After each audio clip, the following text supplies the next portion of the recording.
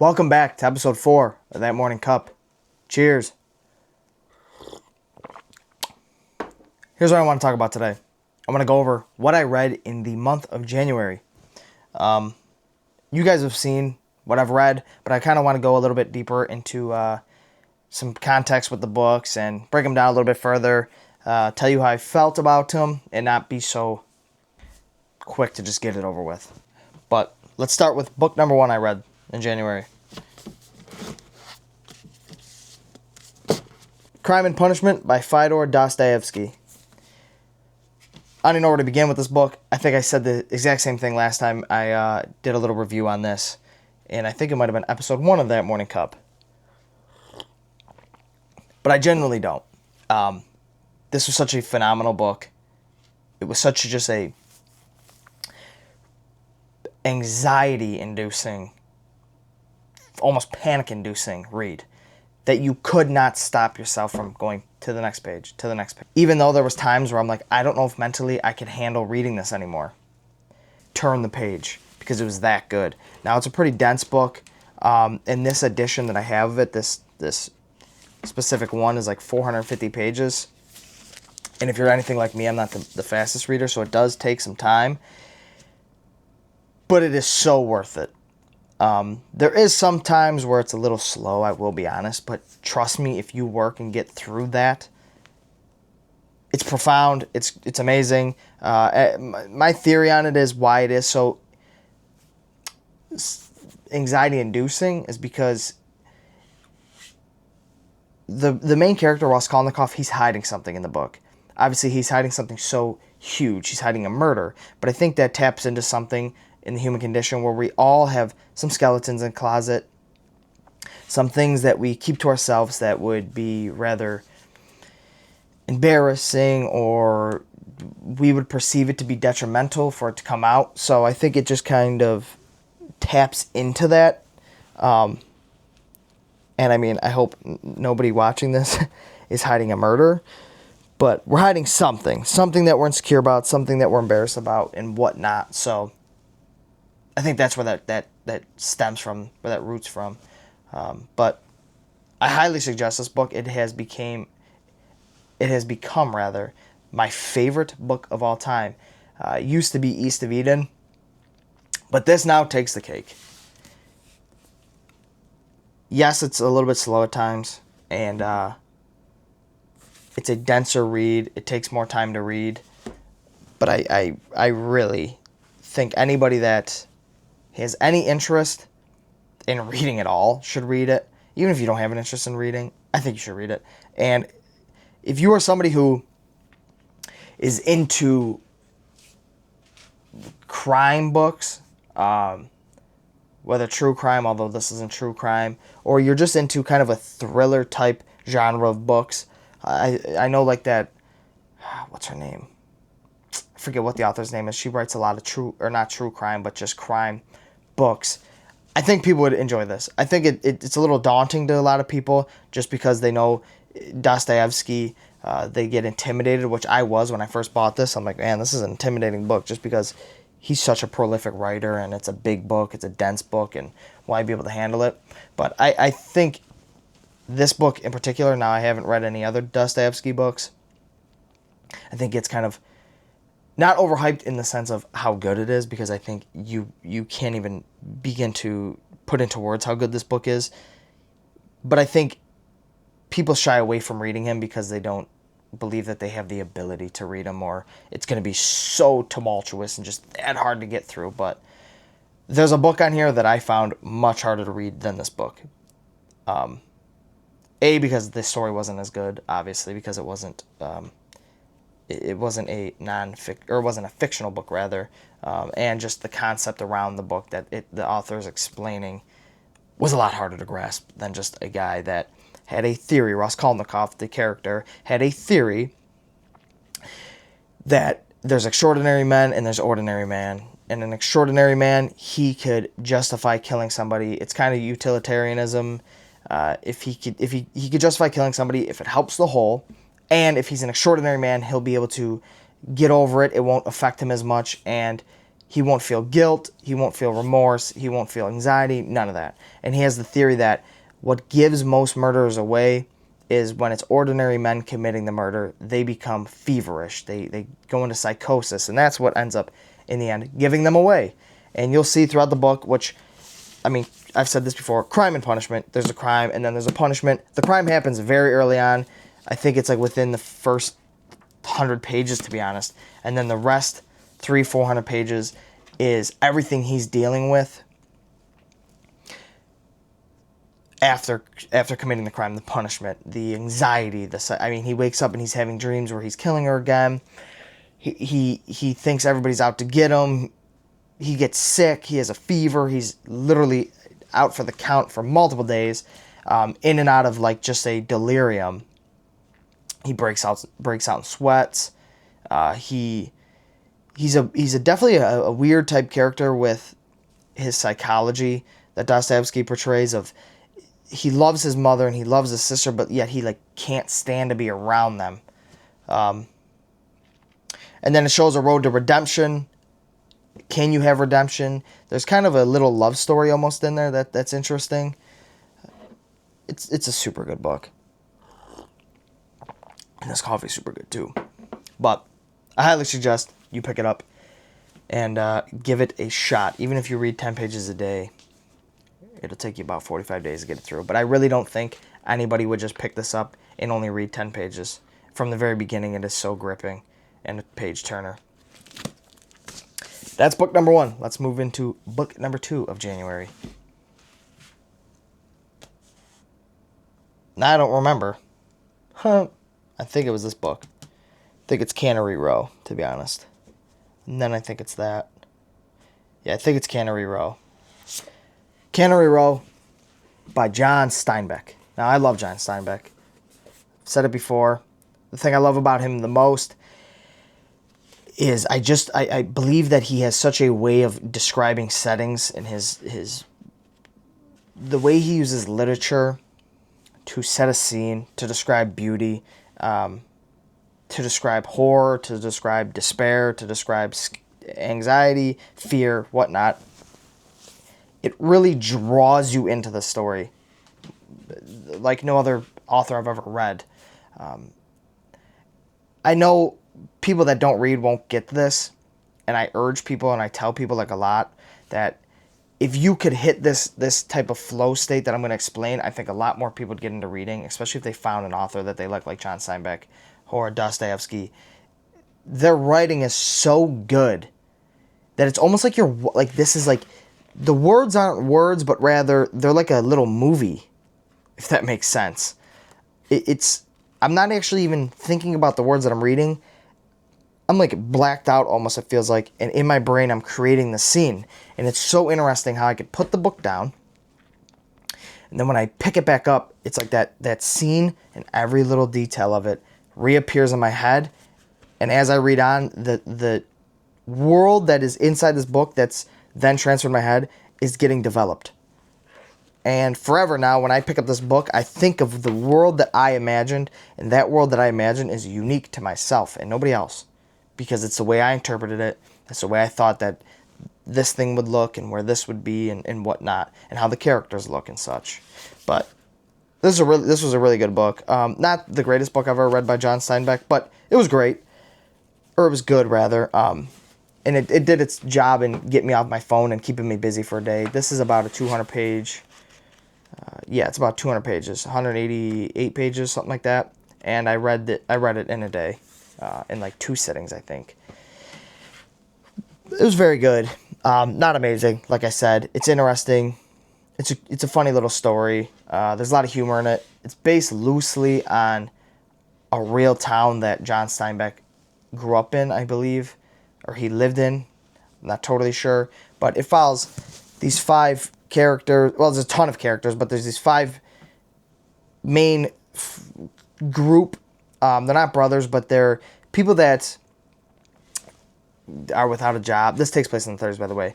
They don't have a job. They're quote-unquote like bums to certain people, but then there's a main character, Doc, who says, are they bums or are they smarter than us because they don't have the same ailments that the working man gets? And he says, stomach ulcers, the working man's stomach ulcer. And they don't have that because they don't worry about stressing over bills and work and whatnot. They go to his name is Lee Chong. He owns the local grocery store. They go to him, and he bought a warehouse behind his grocery store where they used to store fish meal, because this takes place like in a sardine canning area in California. And they came to him and said, hey, what if we give you $5 a month? Can we rent that out? And he knew if he said no, they're going to go and just kind of destroy the building. And he knew if he said yes, he's not going to get the $5. So he's like, you know what? Yeah, I'll let you guys rent that out and live in there. And he's like, all right, it's a lose-lose kind of. If I don't rent it out to them, they're going to destroy it. And if I do rent it out to them, at least they're going to like clean the place up and whatnot and keep an eye on it. And he knew he wasn't going to get his money.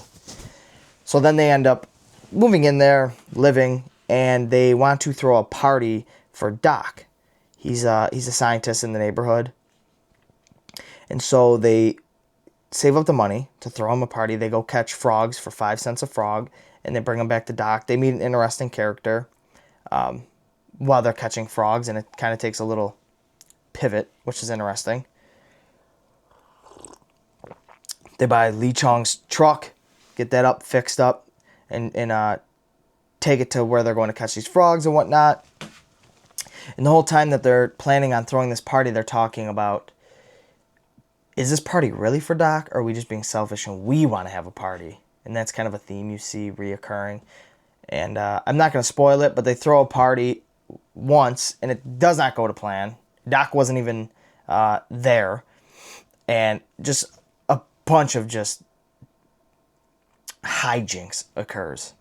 And it's funny because these dudes are kind of like not the sharpest tool in the shed, but they have good hearts and they want to do something nice for Doc. But they're kind of aware enough to understand, like, are we doing this for Doc, or are we just doing this because we want a party and whatnot? And then they end up throwing him a party again, and it's a success. But it's because they didn't really do much to plan the second party. Doc was behind most of it, throwing the party for himself. Yeah, this was a very good book. Again, a book that, I mean, I'm not going to suggest it as much as Crime and Punishment at all, but, I mean, if you're looking for something quick, easy to read, you want a funny story, not the most profound or whatever, this is good. And it's a good introduction to John Steinbeck, to be honest, before you go into East of Eden, although I don't really think you need an introduction to go into East of Eden, because that was the first book I read by Steinbeck, and made me fall in love with him. So, yeah. Lightly recommend. I think there's other books you should read before, but if you are in between books and you want something quick, easy, little, you could read it in one day. Cannery Row. Okay, now we're going to move on to, well, no, okay, so this I read this before this, I'm pretty sure. 1984, absolute classic. It's a must-read. I've wanted to read this for a while, and I've just never bought the book for some reason. But I finally was like, you know what? Forget the not. And actually, I don't even think I actually bought the book. I think my girlfriend got me the book for Christmas. Shout out Matea. You're real for that. And this is a book that I regret not reading sooner. I say that as well with Crime and Punishment. But I didn't totally know about Crime and Punishment until like maybe a year ago. I didn't have such a long time of knowing about Crime and Punishment before I actually decided to buy it, pick it up, and read it. Although I did buy it a few months ago. And there was times I was going to crack it open and start it, and I just never did, and I wish I would have. But this is a book that I've known about for such a long time, and I really, really, really regret not picking it up sooner. It's a story, it follows this dude, Winston Smith, and he lives in a state, a country that is completely controlled. There's such thing as the think police, the thought police. Then they have newspeak, and it's pretty much just a totalitarian government. Now they have these what's the name of them? These things in the wall. Let me try to find it real quick. Telescreens. I can't believe I just found it that quick. They have telescreens in the wall that watch you, they listen to you at all times. They're playing propaganda at all times, and you cannot escape them. And they're not always watching you, but there's a fear that they're always watching you. Therefore, it just kind of keeps everybody in line, because it's like, oh man, the government, they call him Big Brother, who's not actually a real person. I'm trying to walk it where I don't totally spoil this book, but he's like the head of the government, and then there's inner party and outer party. But you're always afraid that Big Brother will be watching you through this telescreen that's on the wall, on all the walls, except in the very, very poor peasant areas, because the party doesn't believe that you need to control them. They're fine on their own. They're no risk to the government or to the party. And they explain why in the book deeper. But it follows Winston Smith, and he works for the party, and his job is he gets these newspapers that have history, and he has to rewrite history and incinerate any papers or writing or whatnot that contradicts what the party's trying to portray and trying to put out there in the world. It's really interesting. Again, I'm mad at myself that I did not pick this up earlier, because I've known about this for multiple years, and I don't know, I just never got around to reading it. And I read this book again in 4 days or something. Super good. I annotated the shit out of it. You guys can't really tell with the light, but if I get a shadow on it, annotated the crap out of it. Thought it was super good.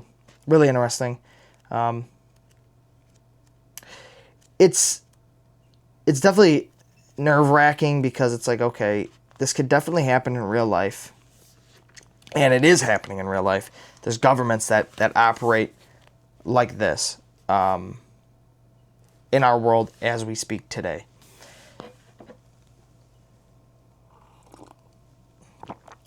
But it's not so... It's not as boring as if it was just somebody writing an article about, here's what we need to look out for. And I should say, boring for the masses. Now, I'm interested in history, and I'm interested in reading about politics and just what could happen to civilizations and such. I have a book right here called The Origins of Political Order, and that just talks about where politics started and whatnot. So I'm interested in that type of thing. But I know a lot of people won't sit through a book like that, or sit through these just information-dense books. And this puts it phenomenally into a fictional book. And it is... Sometimes you get uncomfortable. There's pages in this where I'm like, wow, made my bones shiver. And again, just like Crime and Punishment, though, I'm shivering, and I'm like, holy shit, I gotta get to the next page. I was staying up till 2 o'clock, 3 o'clock in the morning, just reading, no matter how tired I was. And again, I think it was episode 1, I said to a person, and you know who you are, you have this on your bookshelf, dude, please pick it up and read it. You will not regret it. And I'm pretty sure you'll read it pretty fast, because from the very jump of this book, it wasn't a slow progression. The story wasn't slow to get into. It was pretty exciting from the very, very beginning. Our main character, Winston Smith, he's kind of... he's not rebelling because he's afraid to rebel, but he's becoming introspective, and he's thinking to himself, something doesn't seem right. He's trying to rattle his brain and remember what the world before this party, before Big Brother, what the world looked like. And he was in this world. It wasn't like Big Brother's been around for generations. It was like there's people still alive today that were around before Big Brother came around. But through just so much brainwashing and so much removal of history, rewriting of history, they were able to brainwash these people into believing that it's always been like this. But then there's been some key people that have not always thought like this, that are aware that there was a world before this, of freedom, of whatnot. And he ends up getting a notebook, and he starts taking notes, and he was able to get in the corner of his room and just out of the view of the telescreen. And he knew if he got caught with this notebook, it's execution. But something felt so right to him about it, and he was trying so hard to rack his brain to think of a world before this all went down. And then he ends up meeting an old man, and he's trying to, this old drunkard at the bar, he's trying to have dialogue with him, speak with him about, hey, do you remember the time before Big Brother? And this guy's clearly old enough. And he's anxious because his status of person, Winston Smith, he really shouldn't be spending any time in this part of town where there's these peasants, just lower class, where Big Brother and the party don't deem them worthy enough of spying on, constantly surveying and whatnot. And they actually give them like this fake, not AI, but it's the computer generated porn to give them. They give them gambling. They give them these things because they know these people are not bright enough to look around and go, wait, we're being oppressed or whatnot and controlled. So they give them these things, and like Winston Smith can't get caught with porn and whatnot, but these peasants can, because they know it's like this bigger party will look down on them, and they're like, all right, give them this. They'll keep themselves impoverished. They'll keep themselves oppressed, and they'll keep themselves controlled. They don't know no better, so it's fine. Now, Winston Smith tries interviewing this drunkard, and this drunkard's just, basically too drunk, and the conversation goes nowhere. But then he meets a woman. There's a weird love story in this one. It's pretty good. It's pretty interesting love story on how it develops. But I was not a huge fan of the girl. I forget her name, and I probably will not be able to find her name that easily as I was able to find Telescreen. But Winston's not necessarily, I shouldn't say he's so focused on, her name's Julia. He's not so focused on overthrowing the government or the party, but he's focused on how can we change things. And I think his biggest concern is trying to discover the truth for himself. And you get the vibe that she is too, but then you get the vibe that maybe she's not. And there's multiple times where it seems like all she wants to do is have sex with Winston Smith, and she's not really worried about sticking it to the man. So I wasn't in love with her character, but it was essential to the story. And the story ends pretty sad, to be honest. It doesn't end super great, but it doesn't end super bad either. It's kind of an expected end. And I don't know. I rate this book really high. This is a book, unlike Cannery Row, where I highly suggest people read it. I'm not going to say I suggest it over Crime and Punishment, but I think this is more plausible for a lot more people to read. This is easier to sit down with and get through than Crime and Punishment. Although I do think Crime and Punishment is the greatest book of all time. I'll say it again. Okay, moving on to the fourth book this month. Now, this book gave me a hard time, and it's only, I think, 134 pages.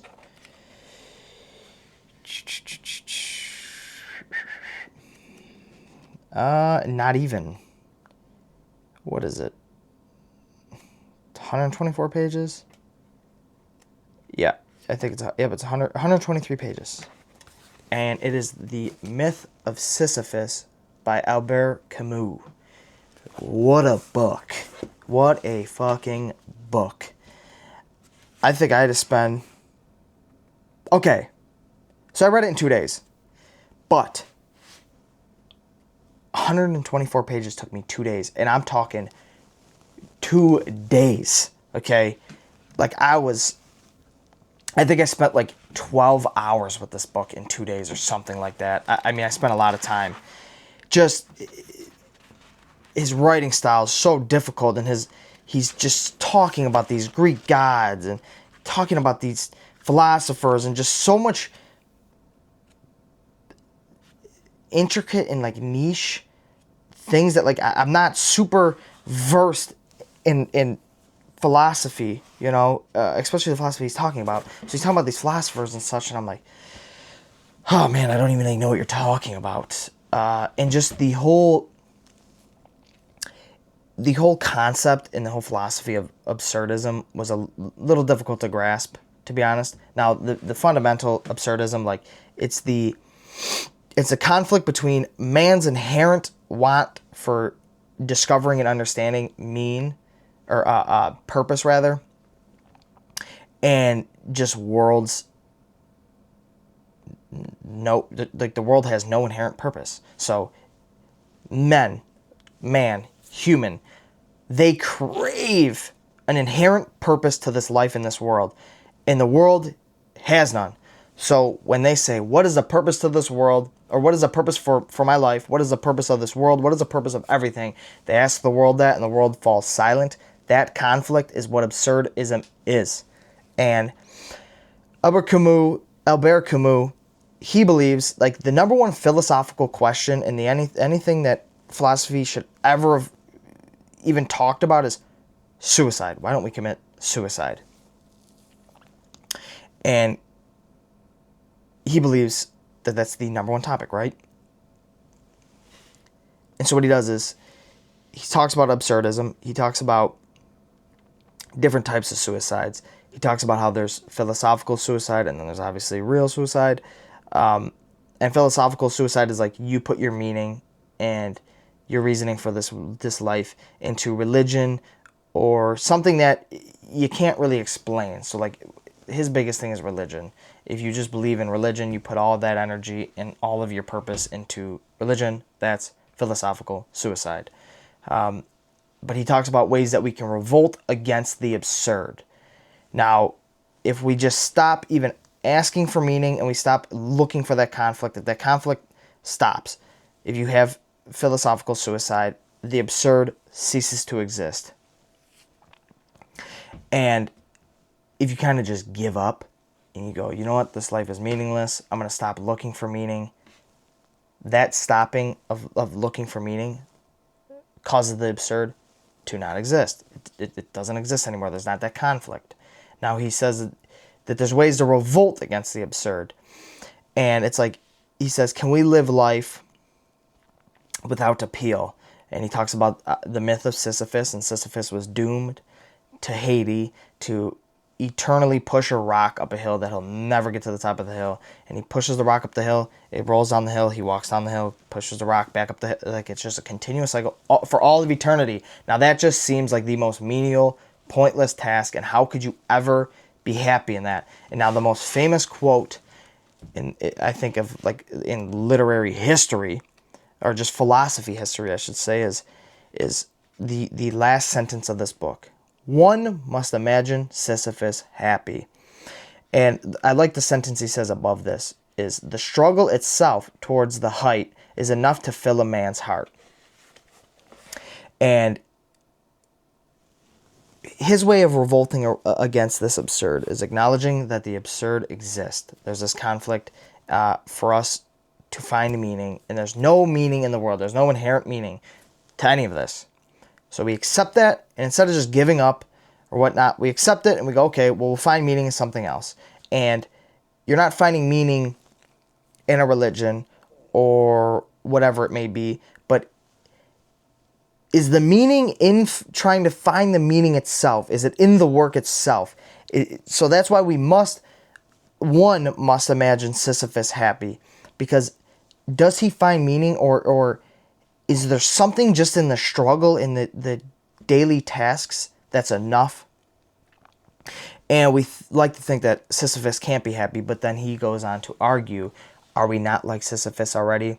I mean, he says you wake up, you eat breakfast, you commute to work, you work 4 hours, you eat lunch, you work 4 more hours, you commute home, you eat dinner, you go to bed. And you repeat that. Is that not Sisyphus pushing the rock up the boulder? Which I had to argue against that, because Sisyphus had to do that day in, day out, every minute, every hour, every second.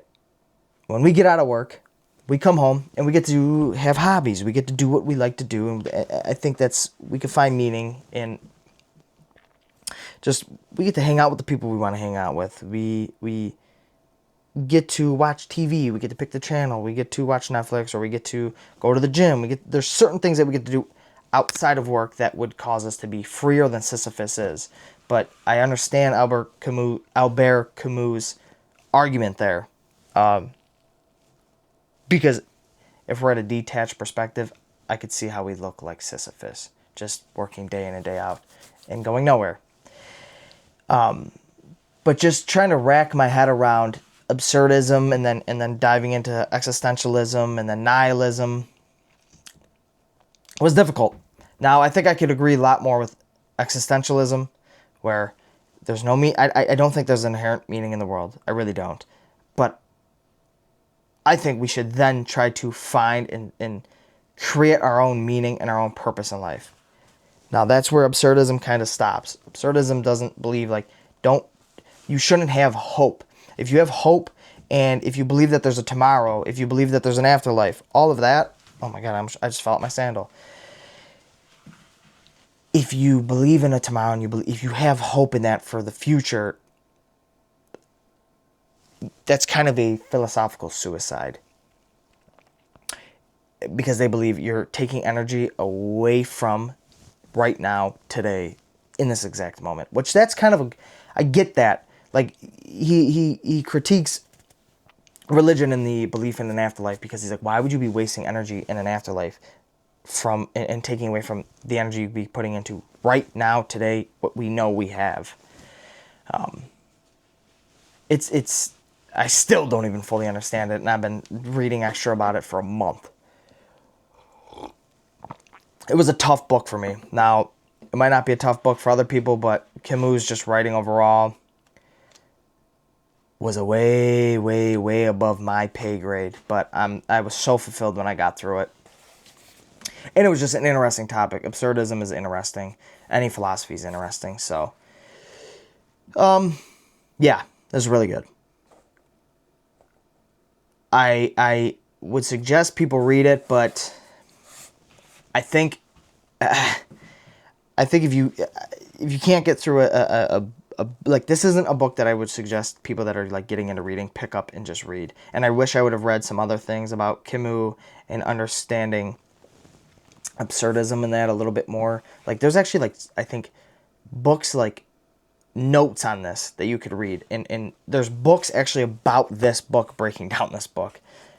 So I would suggest working your way to get to this book, or just trying to pick it up and fumble through it like me, like the idiot I was. But if you really want to take as much from it and not have to like struggle so hard, I would suggest doing a little bit of work before you pick up this book. Yeah. I just saw Kafka, and the Metamorphosis will be on my reading list. Okay, fifth and final book. Not so as intense as these. Cannery Row wasn't so intense, but Crime and Punishment, 1984, and Myth of Sisyphus were pretty deep, intense stories. Fifth book of the month was Animal, Vegetable, Junk by Mark Bittman. Now, I was giving this guy a hard time at the beginning of this book, I will admit. I thought he was a pretty arrogant author, to be honest with you. The way he was, like, talking. I was like, ooh. I don't know if I totally agreed with this dude. And he made a claim right here, as a result, their already sizable brains grew even bigger, which I was not totally sure this is true, because he gave a reasoning on why our brains grew bigger, and that's because more nutrients is what he thought in that. And it's like, you just made a claim that hasn't been proven, which I was not totally cool with. And then where is it? Oh, he says that although some was cooked by fires, talking about fires and cooking food, although some was cooked by fires, probably sparked by lightning strikes. Which, yes, other fires sparked by lightning strikes, yes. But to say probably, and that, like, just, it's almost like he's saying, like, majority of fires were started, that majority of the fires that we cooked food by was by lightning strikes. I'm like, I don't know how true that is, dude. And I wrote at the bottom, not totally true. Homo erectus was around when fire was discovered. Fire is like 2 to 1.5 million years old. Homo erectus is like 2 million to 40,000 years old. So I don't know. I was like, this dude's kind of making crazy claims. And then he says somewhere right here that I was like, this is pretty arrogant to say. It didn't take a genius to notice that some plants produce seeds, that those seeds drop, and that they sometimes create new plants of the same type. Nor did it take any particular brilliance or courage to move some of those seeds to a more convenient place, and it didn't take much experience or skill to figure out how to tend those seedlings, at least minimally. I was like, wow, that's like a pretty douchey way to put it, to be honest. Saying it didn't take a genius to notice that some plants produce seeds, and nor did it take any particular brilliance or courage to move those seeds. I don't know. Being the forefathers and being at the forefront of innovation of agriculture that completely changed the entire course of human history, I don't know if I would say that it didn't take genius to notice and not degrade, but discredit the genius behind realizing that. Like, I don't know if I would back then be able to, look at a plant and go, hey, seeds just fell from that. I wonder if we plant the seeds, will they grow? Like, it changed the course of human history, and to say that it didn't take a genius and just downplay their brilliance was, I don't know, that kind of annoyed me. And literally the next page, he said, he was talking about, it happened all over, thus agriculture was invented. Though by no means suddenly or in one place, by one person or group, it developed gradually and spontaneously, independently and even cooperatively. It happened all over the world and over many generations of humans who lived to be 70 years old in the best circumstances. And then he says this, and who learned slowly and forgot easily. I'm like, damn, dude. Damn. He's just shitting on early humans, saying they learned slowly and forgot easily. I'm like, and calling them, it took no brilliance to discover how to completely change the course of fucking human history. Like, okay, dude. And then as I read on, I started to agree with him more. And obviously, this is another book I annotated the absolute shit out of. Super interesting. Talks about just the history and the development of agriculture and its pitfalls, and how there's certain people that say it is the worst decision humans have ever made is becoming agriculture and then industrial agriculture, and just how all the negatives that have come from it. And then he works into modern day, how junk food and high fructose corn syrup and obesity rates and everything plays into just the dawn of agriculture and where we went wrong and theories on things, and just all the negatives that came from agriculture. I mean, with slavery, with colonism, obesity, corporate greed. This is a book that I really, really, really do highly suggest people get through, just because it's eye-opening, it's shocking, and it's like, wow. There's just some statistics on there that are like, ooh, makes your feet tingle a little bit. It's like, that can't be real, but it's real. And just how dirty the big food is. It's dirty. It cares only about profits, and how it didn't start like that, and just certain things that we don't even realize were caused by agriculture. And he talks about the North American free trade, and that made a lot of Mexican farmers go completely out of business and have to shut down because wheat and corn and that was so cheap from America that Mexico couldn't justify buying it from their own farmers. They might as well just import it from America. And the negative effects of monoculture, which is just growing one crop. He talks about soil health, which was interesting. I've known you can't grow the same plants in the same place forever, like the soil deteriorates over time, but I didn't know that there was so many ways to ensure that the soil didn't deteriorate. He talks about, obviously, rotating crops will keep the soil healthy. There's something, I forgot exactly what it is. You could plant, there's a certain ground cover that produces nitrogen, and so once it's the off season of growing a certain crop, you grow this crop, and when it comes time, you just till it into the ground. and it creates nitrogen, and it creates good soil. The rise of John Deere. John Deere came into play because they started growing plants, or they tried to start farming in the Appalachian Mountains, and I guess the soil was so hard that the old style of plows just couldn't break ground. And then John Deere came around, revolutionized that, and then how that kind of had a negative effect. And John Deere played a huge role in just a lot of what's the word? A lot of consolidation in farming and such. Yeah, that's my that's the books I read this month. These 5, or in January, not this month, but last month. Suggest the absolute utmost, like, please go buy this today and read it. Yeah, a must read. This, I would slowly take your time to get to. Don't be an idiot like me. Unless you're, smart already, then hammer this and you know about the topic. This book, I think, is eye-opening, and I think a lot of people, if they read it, would get pretty uncomfortable about the world around them. Now, I wanted to show you, I feel like every time we do these, I'm showing you more books than I'm getting. It's a fucking problem.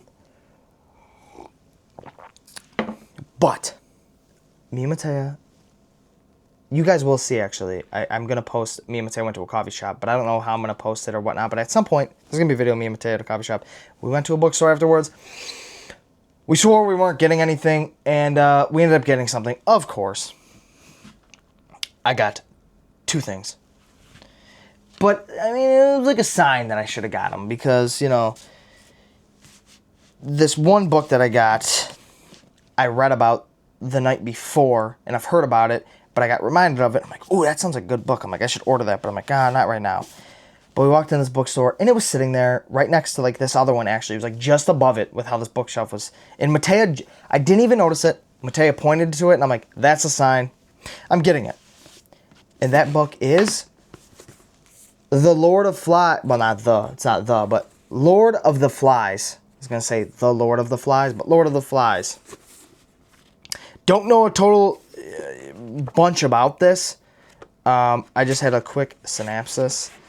And I know it's about, like, boys get trapped on an island and they have to survive or whatnot. Kind of going into this blind. I've just heard a lot about Lord of the Flies, and it seems like something I would like, a kind of a survival type book and whatnot. Now, this book, I was like, if they have it, I'm going to buy it, probably, Matea. So we lied to each other about not buying books, and I forget what she got. She got a book or 2, I think, as well. And I got her, what's it called? I can't think of it. What the little slip that goes into a book? Well, I can't think of the name of it. This thing. What the hell are these called? This is also what I'm reading. Guys, I'm almost done with this. But I said by, like, last video I was going to be done, but I'm almost done. I also started The Lost Clauses of Bleak Creek that I've been reading before bed, and I started, like, 2 days ago, and I'm already, like, almost 200 pages in. Very good book. Wish it was, like, a kid. It's kind of like, it's not, I guess, a kid's book, necessarily. There's vulgarity in it, but if it was, like, a book, or if it was, like, a movie that they created, I'd watch it, because it's an interesting story. Not what I would expect from Rhett and Link. Okay. Like I was saying, this book, I said if they had it, I'm going to buy it, and it's For Whom the Bell Tolls by Ernest Hemingway. Now, the only reason I'm interested in this book, because I know chapter 27, this book, though, Cliff Burton read from Metallica, and it was chapter 27 where he got the inspiration to write the song, or write the song For Whom the Bell Tolls by Metallica. So I'm going to read this strictly so I could read page 20, or chapter 27 rather, and see where Cliff Burton got his interest from, or his inspiration rather. And it's just cool that I get to sit here, and I'll be sitting here one night reading it, knowing at one point Cliff Burton from Metallica sat and read it as well. So that's why I was intrigued to buy it. And I think that's about it. It will be my first Hemingway book, which I'm excited about. But this book I've heard a bunch about, and I'm excited to read. My God, I'm excited to read. This I'm really excited to read. So many books, not enough time, and not enough brain power to read them, people. That's the downfall of being human. so much books to read, and there's just not enough time to read them, man.